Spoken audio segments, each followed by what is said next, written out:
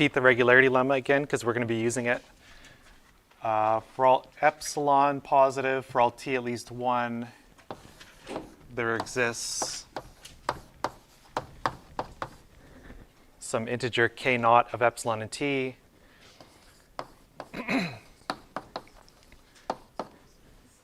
such that for every graph G,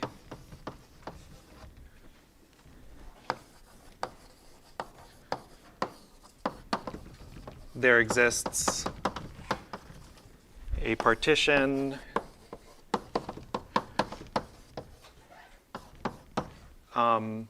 x1 union ... up to xk of the vertices of G such that 3 conditions hold. The first is that the number of parts in the partition is between t and k naught of epsilon t. The second is, to be honest, the second condition is kind of just for convenience. We'll see it's kind of useful, but anyway, so all the parts have size. The number of vertices over k floor or ceiling.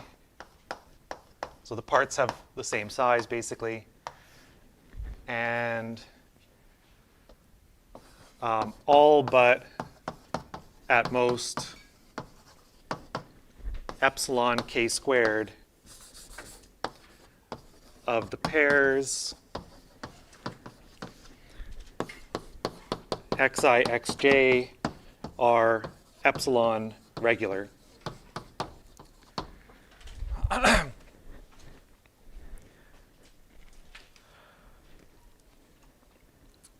This last condition, I'm being a little bit sloppy. I'm not really, I mean, or maybe I'm not. I don't know. But I guess this is an ordered pair. In some sense, it's not going to matter at all whether I'm talking about ordered pairs or unordered pairs. Like, yeah, really, it doesn't, we just need that if I take a pair of parts, they're usually epsilon regular, basically, except for a small number of them. Okay. So we haven't proven this yet, but we're going to prove it, I think, probably next class / Friday's class. But let's derive a consequence of this.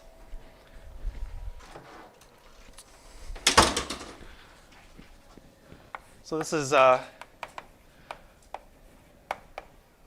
important result called the triangle removal lemma.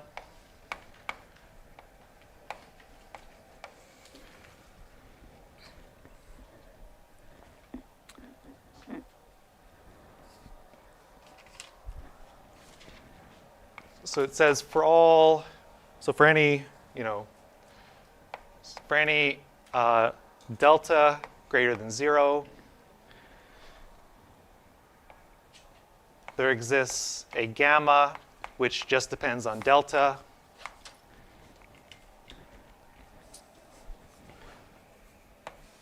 Such that if G is a graph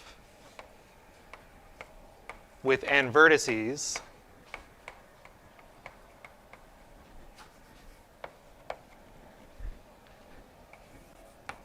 and at most gamma n cubed triangles,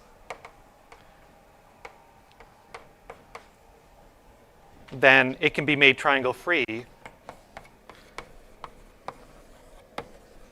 by deleting at most delta n squared edges.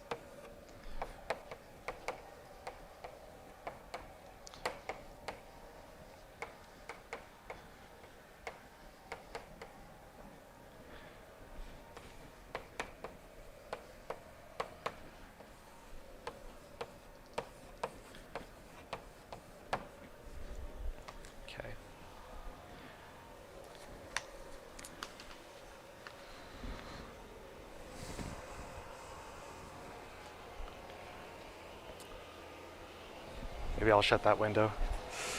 Oh, yeah, thanks. So it's I think if the first time you see this, it's like not clear. I mean, why this is. First of all, why is this like profound and difficult to prove? And then second of all, like why would we care about this? But we're going to see a nice application of this later in this class, hopefully. But in terms of like why is this not easy to prove? Like if you think about it, how would I do this? Like, so I want to say if the number of triangles is small enough, so I get to choose the gamma to be as small as I want, but it can only depend on delta, not on n or anything. So if I can choose the gamma as small as I want, and if the graph has a small number of triangles, where small is measured in terms of like n cubed, then by deleting a small number of edges, I can kill all the triangles.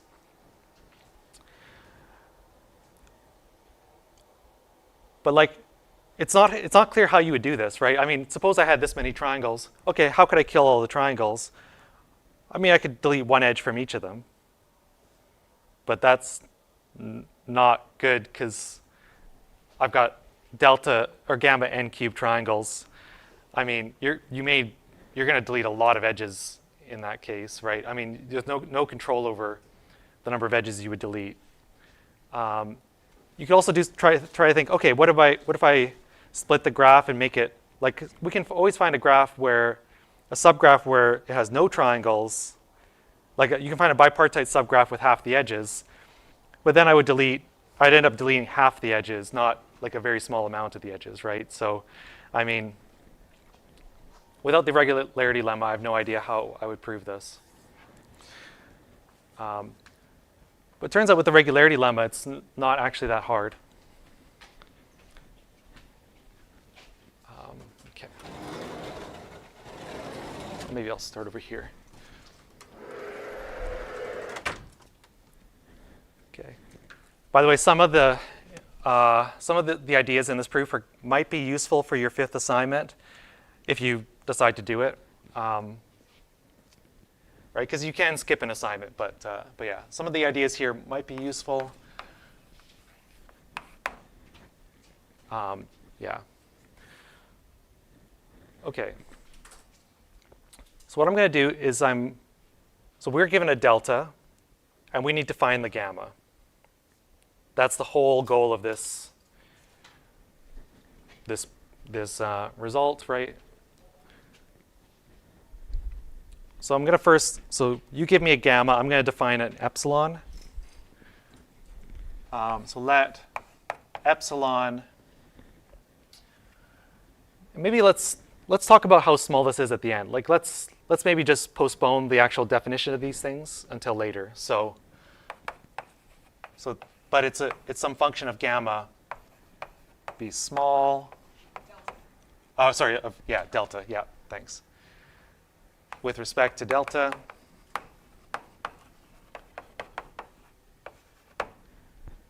and then I'm going to let t. So delta is or epsilon is some positive real number. T is an integer, and I'm going to choose it to be large. With respect to not gamma, delta.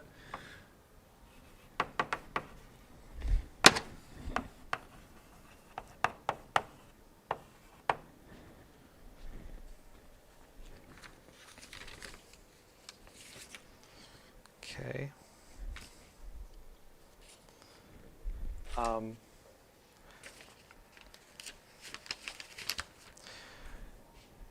So for any choice of epsilon and any t, I can use the regularity lemma to get my k naught of epsilon and t. So let k naught epsilon t be as in the regularity lemma.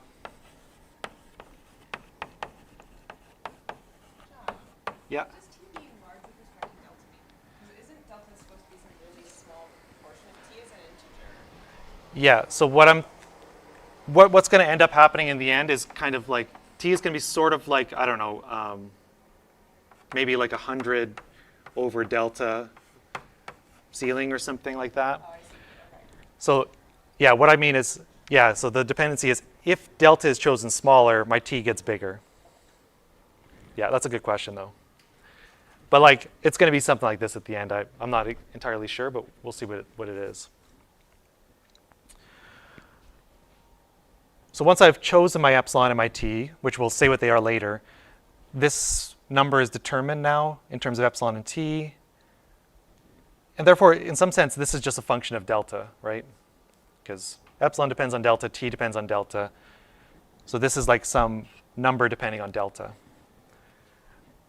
And then finally, we choose gamma small with respect to, or depending on,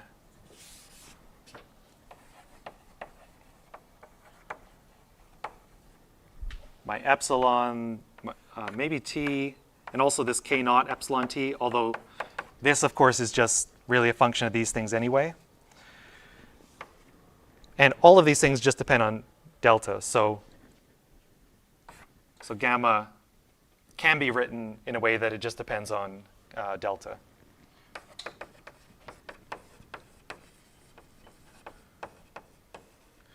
Because yeah, each of these will be a specific function of delta. If I just plug in those functions of delta, it'll, yeah. Okay.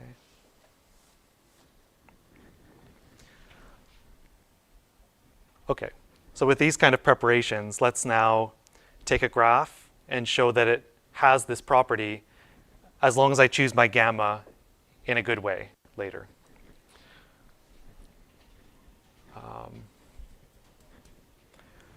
Okay. What we're actually going to show is the contrapositive. So what I'm going to do is I'm going to take a graph G and assume that it cannot be made triangle-free by deleting delta n squared edges. And I will show that it has at least gamma n cubed triangles. So we're going to do the kind of contrapositive. Yeah, I want to keep the regularity. Well, yeah, maybe I'll go to this board over here.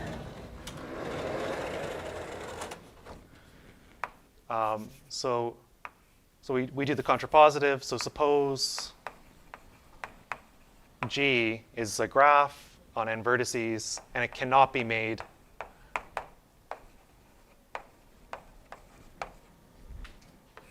triangle-free by deleting at most delta n squared edges. Okay. We want to show it's got a lot of triangles.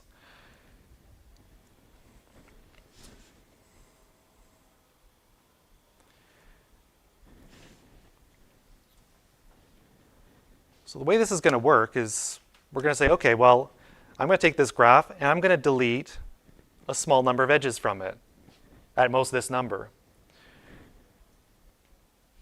And then it's going to still have a triangle by assumption, right? But then we're going to sort of do something where we kind of say, if you've got one triangle left over, you're going to have a heck of a lot of triangles left over. Where a heck of a lot is like some kind of n cubed kind of thing. And that's going to use this kind of triangle counting thing we had before. So if I can find in this graph, so I take a regularity partition of it. So what I mean by regularity partition is take a partition like in the regularity lemma, right? So let x1 up to xk be so let's just kind of call this a regularity partition, or epsilon, partition of G.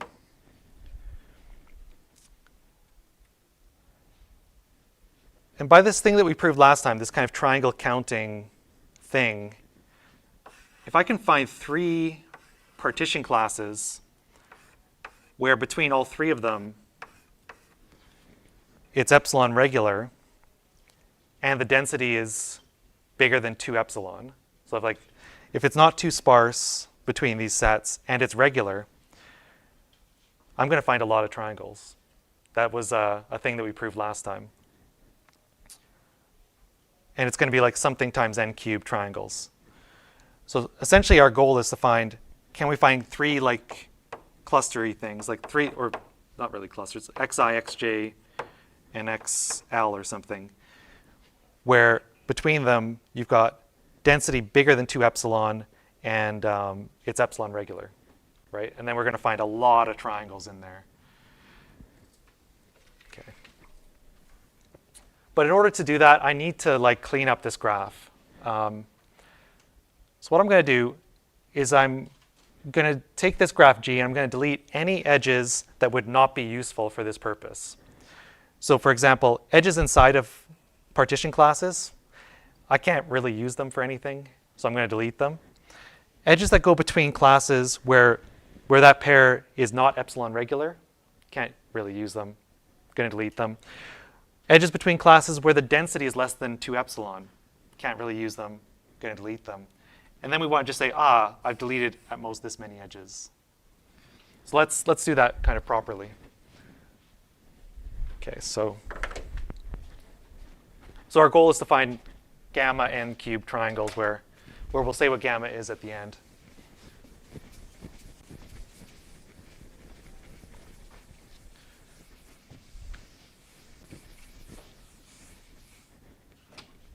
So let's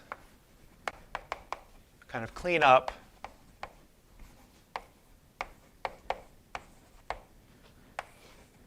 So first step, we're going to do 3 different things. So firstly, we delete any edge within one of these sets xi for each I between 1 and k.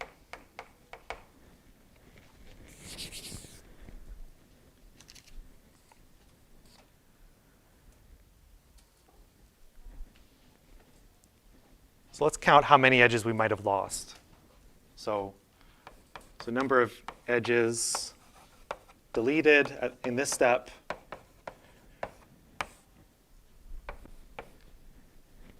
Well, so it's at most the sum I equals 1 to k of the size of xi, choose 2.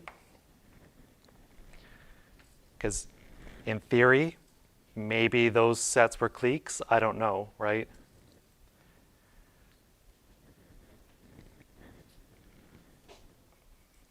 But this step is, by the way, where it's sort of useful to introduce the t into this regularity lemma, because the number of parts I have is at least t. So, I mean, if you think about it, if I've got a lot of parts, the percentage of edges within a part is not going to be that big. So anyway, so this is like, in the worst case, this could be at most, each of these things might be like the ceiling of n over k, and I've got k of them.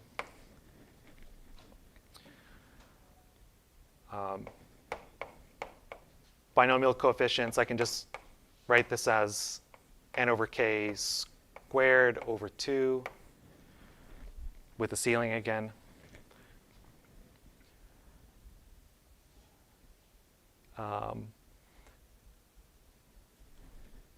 So maybe let's not worry too much about this ceiling. Like, I can assume n is quite large.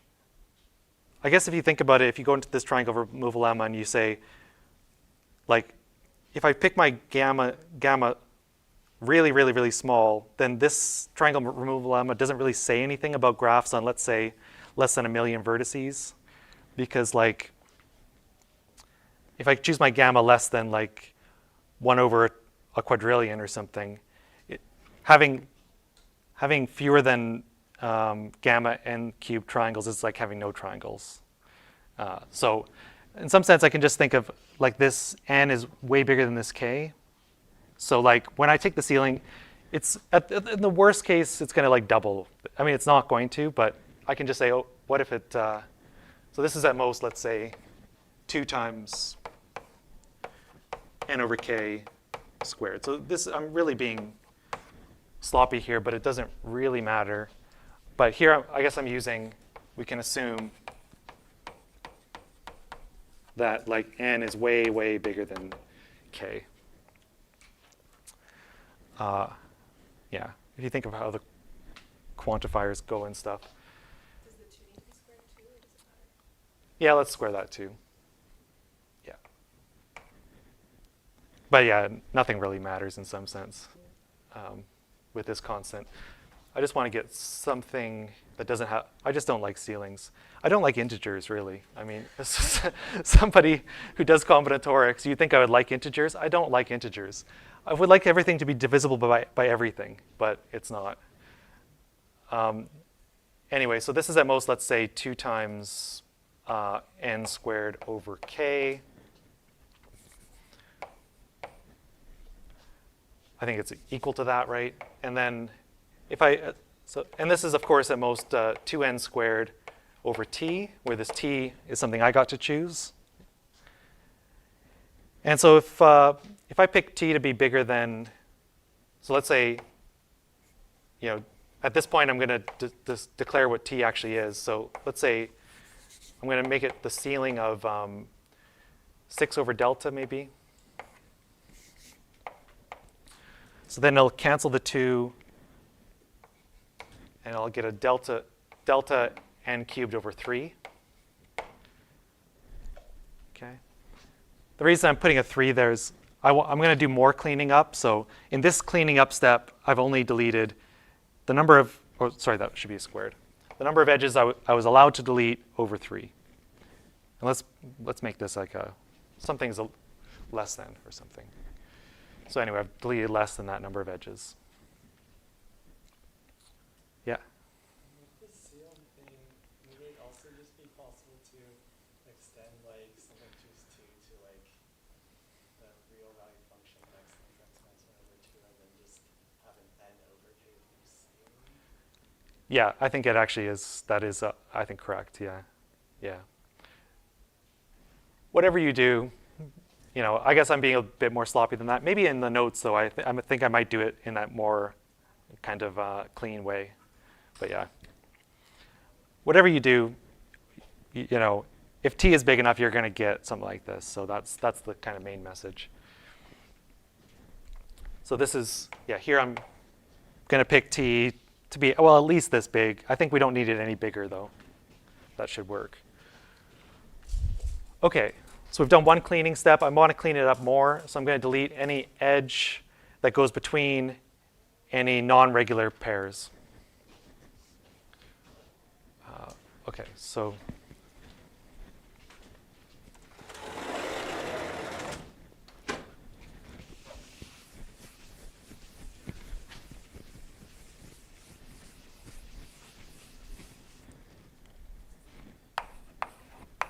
delete edges from xi to xj for any xi, xj that is not epsilon regular.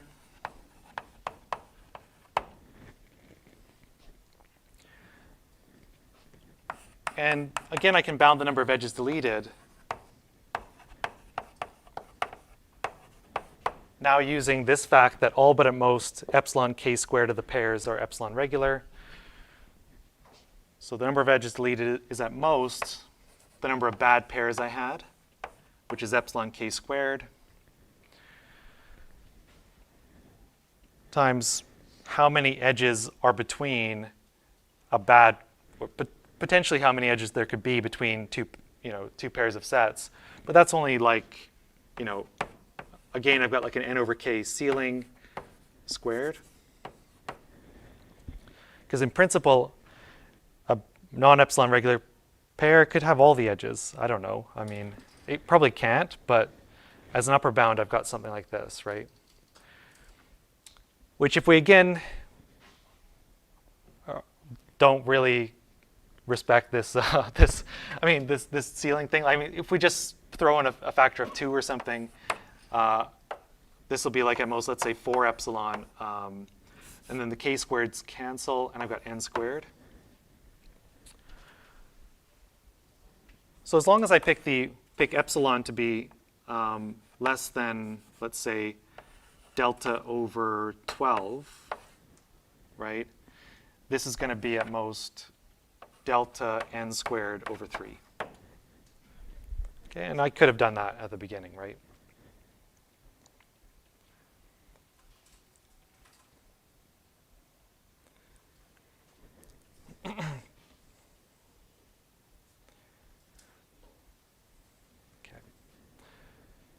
So this is, again, doing the same, throwing away something on this ceiling thing. In this case, I think we do need to deal with the ceiling because, in principle, all the non-epsilon regular pairs could be the ones that are the bigger size thing, right? So, okay. And lastly, let's delete any edges between parts where the density between them is too low.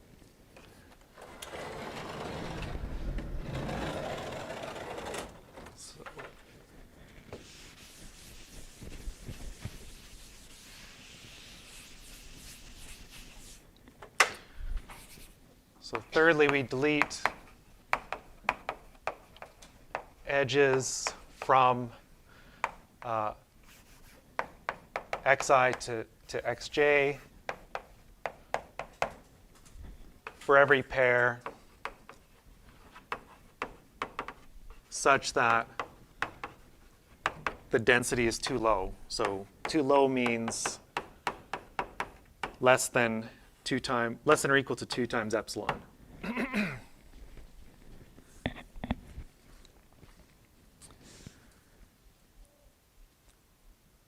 This calculation is almost the same as before, though. This is like the number of edges deleted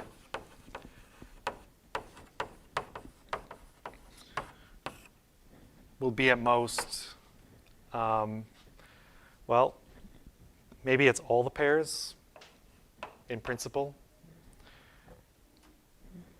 And then between them, I've got this many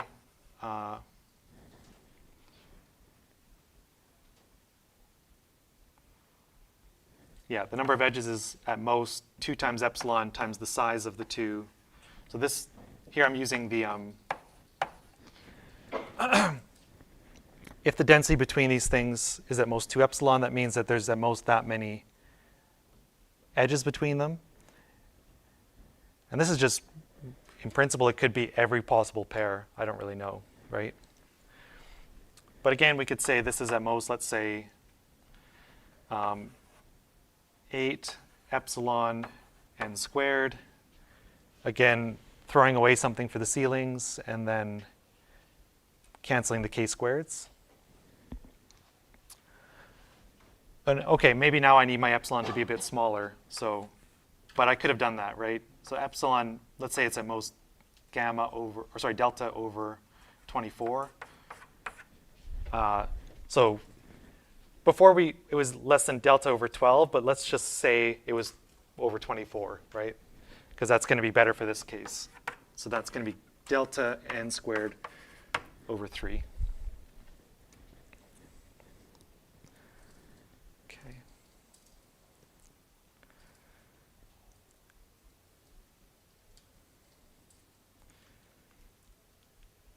Any questions about any of this so far? Okay. So I've cleaned my graph G, meaning got rid of the edges inside the parts, between the non-epsilon regular things, or the things that are too sparse. And I managed to clean up my graph by deleting only delta n squared edges. Because that over 3, I did that 3 times, delta n squared edges. This is a graph, though, that cannot be made triangle-free by deleting delta n squared edges, so it still has a triangle. Yeah? But if we change, like, is this epsilon same as that one? Yeah. If we change the epsilon here, then that is delta n squared divided by not 3, but like 6 or something. Well, over there, I think we didn't really use the epsilon. We were using the t. Oh, the other one. Yeah, so that one would be over, oh yeah, you're right. That one would be over 6. But still, if I add up 1/3 plus 1/3 plus 1 over 6, it's less than 1. Yeah, so you could say that's delta n squared over 6, which is less than delta n squared over 3. And so we just need to show that we're deleting not too many edges. But yeah, you're right. It doesn't really add up correctly if, yeah. Okay, so anyway, the point is, once I clean it, the graph still has a triangle.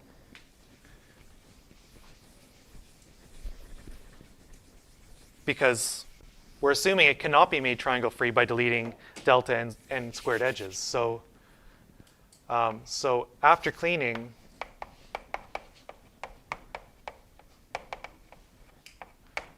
G still has a triangle.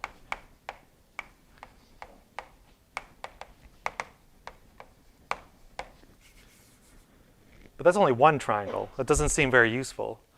But it is useful because where is that triangle? Well, it doesn't use 2 vertices in the same part because there are no edges there. I mean, so it's basically got to go between 3 parts. And those 3 parts, they have to be epsilon regular and have high density. So that triangle, looks like, I mean, has one vertex in, let's say, xi, xj, xl for some indices where all the pairs between them are epsilon regular and have high density.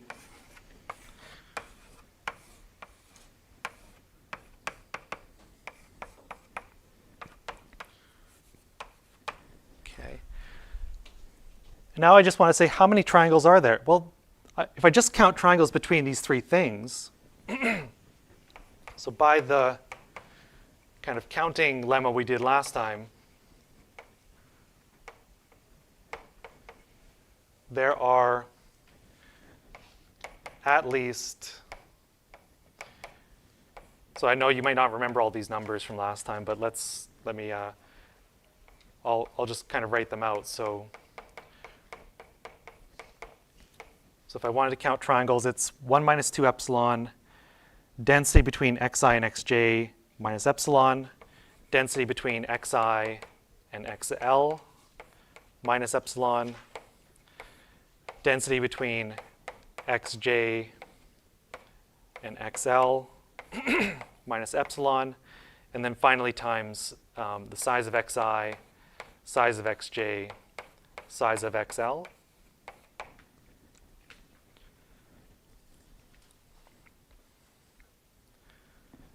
So there's at least this many triangles.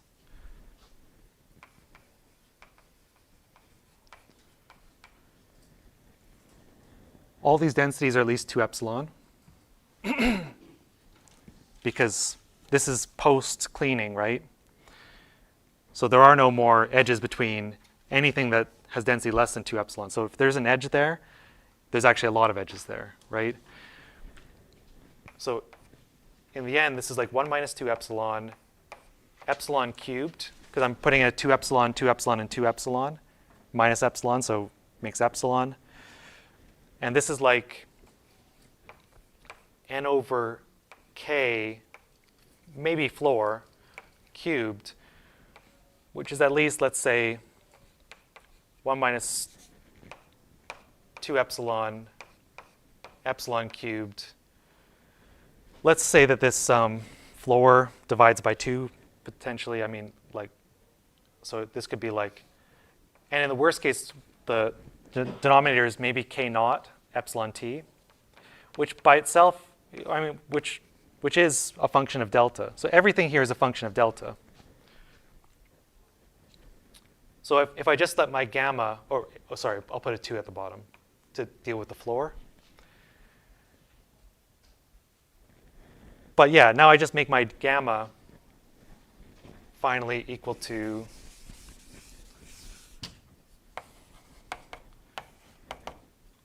one minus 2 epsilon, epsilon cubed,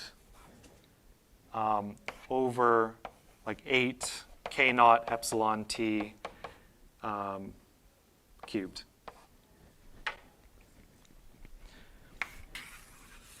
Which, since epsilon depends on delta, and so does t, and this number depends on epsilon and t, this is just a function of delta.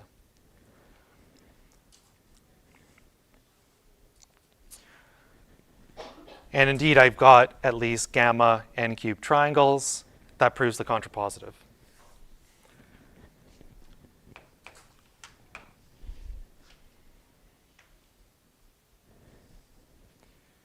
Any questions about that?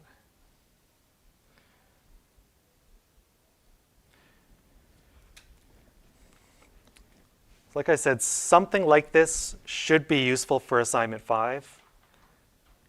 Although maybe you won't be actually cleaning a graph by deleting edges, but you'll maybe use these kinds of ideas to count edges. No, to count graphs, kind of. Anyway, there's something about counting triangle-free graphs. And some of these ideas might be useful for that. Maybe, but they all kind of are. Yeah. Probably, take your pick, and probably any of them you could make a strict inequality if you're careful enough. But yeah, so maybe the one with the floor is the best one. Just make that a strict inequality.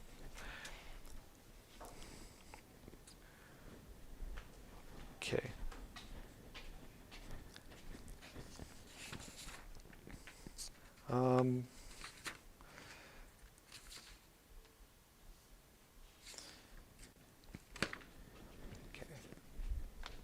So let's look at an application of this, and then we're going to have a more profound application next time. So at some point we'll use this to prove Roth's theorem on 3-term arithmetic progressions. But for now, let's just prove something else, which I think might also relate to your assignment, but I don't remember. I don't remember if I chose this question or not, but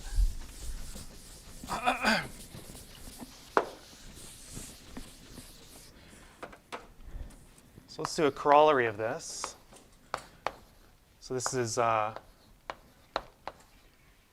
called like the, Ruggia-Semreti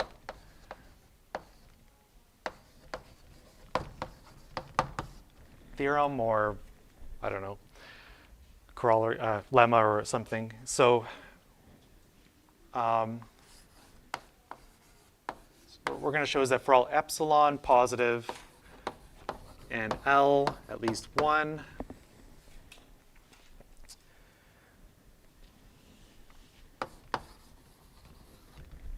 there exists an n naught which depends on epsilon and L,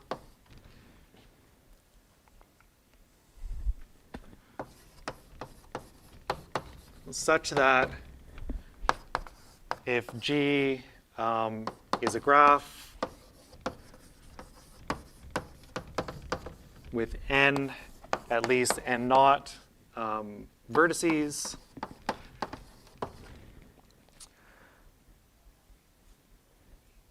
such that every edge is in at most L triangles, so such that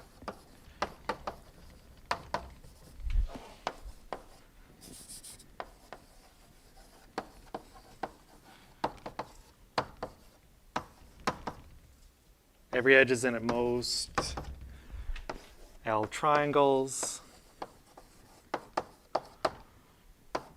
then the number of triangles in G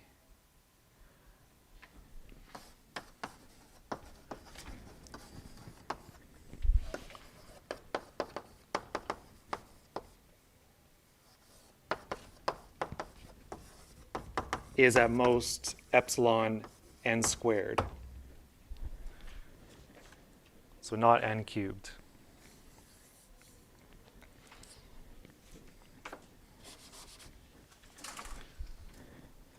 Okay. So if you've got a graph and every edge is in a small number of triangles, like a constant number of triangles, if the graph is big enough, then like you don't have very many triangles. And we're now like counting the number of triangles, it's now in terms of n squared instead of n cubed. Like in the previous theorem, it was n cubed, but yeah.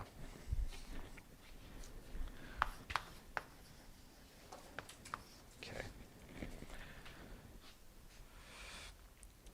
Okay, we're going to apply the theorem we just proved. So I'm going to let delta be epsilon over L. And I'm going to take a gamma, which is whatever gamma that previous theorem gives me for this delta.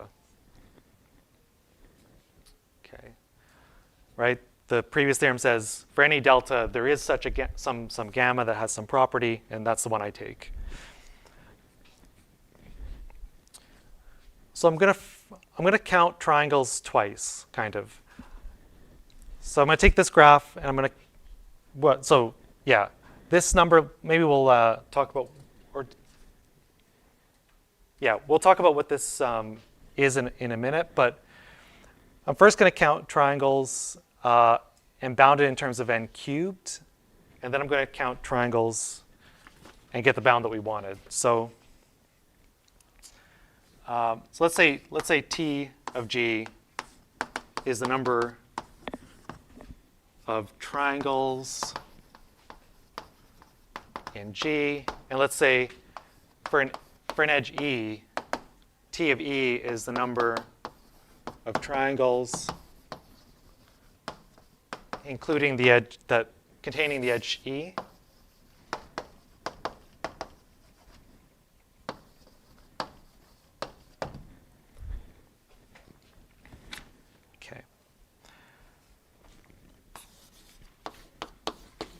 So by a handshaking argument, if I sum over all the edges,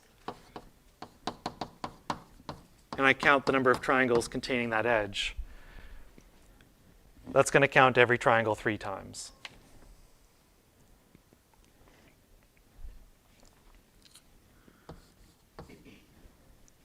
By the assumption in our theorem, right, or corollary, each of these numbers is at most L, right?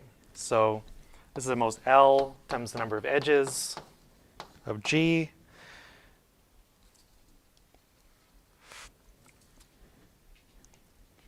So therefore, if I write down, so the number of triangles is at most a third L n choose 2, because maybe the number of edges is n choose 2, I don't know, which is less than L n squared over 6, just replacing n choose 2 with n squared over 2, which, if I write this in a very strange way, this is L n cubed over 6n. Just multiply the top and bottom by n. And if n is bigger than n naught, I can say this is at most L times n cubed over 6 n naught. So if I pick n naught big enough, so for large n naught, this is at most gamma times n cubed. So just make n naught big with respect to gamma. Remember, gamma just depends on delta. So, n naught's going to be large with respect to L as well as gamma. So it's something like, yeah, L times L over, anyway, it's L over gamma times over 6 or something. Okay.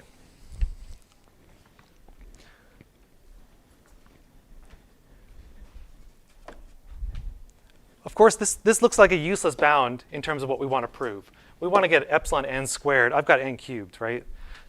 And that's no good. But what I now know is that I can make this graph triangle free by deleting a small number of edges.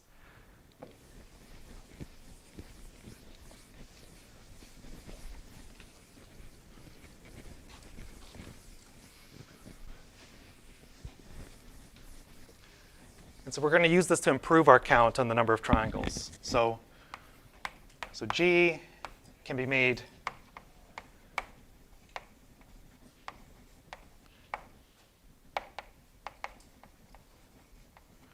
triangle free by deleting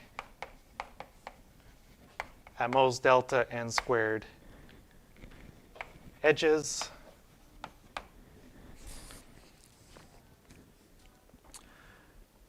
But every edge I delete only kills L triangles. Like if I because every edge is only in L triangles. So each edge. So imagine you go through these one by one. Each time you delete one, how many triangles did I lose? L maybe, or maybe nothing, but at most L. So each edge you delete destroys at most L triangles. So the number of triangles in G is at most L times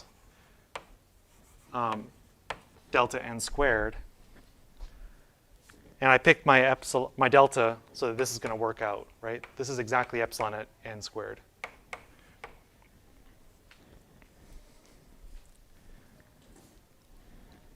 Right, so we started with a certain number of triangles. We delete this many edges. That kills every single triangle. And each one you delete only killed L triangles. So you only had that many triangles.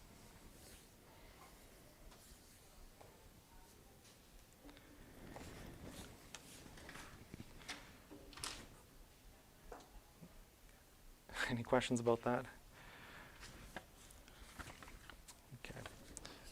Okay. Yeah. Do people know about arithmetic progressions? So this is something we'll prove next time, but maybe I'll just state this quickly. So Roth's theorem.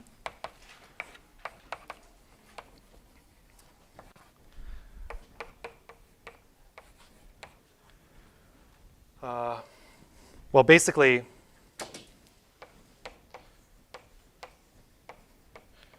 if you take a subset of 1 up to n, which has, like, let's say at least delta and cardinality delta n, where delta is some positive number, then if n is large, A contains a 3-term arithmetic progression, by which I mean like 3 numbers where the gaps are the same between them. So like 3, 7, 11 would be an example. The gap is 4, the gap is 4, right? Yeah, we'll prove this next time using this Ruggia-Semeretti theorem.